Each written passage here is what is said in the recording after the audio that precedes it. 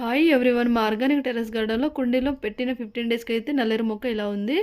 Next 25 డేస్కి అయితే నల్లేరు మొక్క ఇలాగా ఉంది.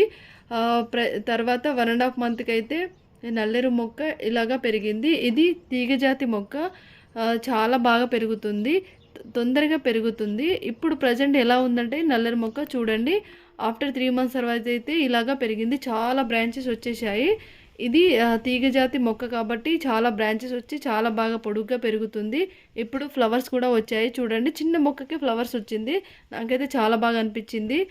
నల్లేరు ఈ నల్లేరును తింటే చాలా ఔషధ గుణాలు కూడా ఉంటాయంట, హెల్త్ బెనిఫిట్స్ చాలా ఉంటాయంట. నాకైతే అంత ఐడియా లేదు. ఈ నల్లేరును మనం తినొచ్చా, తింటే ఏ రెసిపీ చేసుకొని తినాలో కామెంట్ చేయండి. అలాగే మీకు ఈ మొక్క నచ్చిందా, నచ్చితే కామెంట్ చేయండి.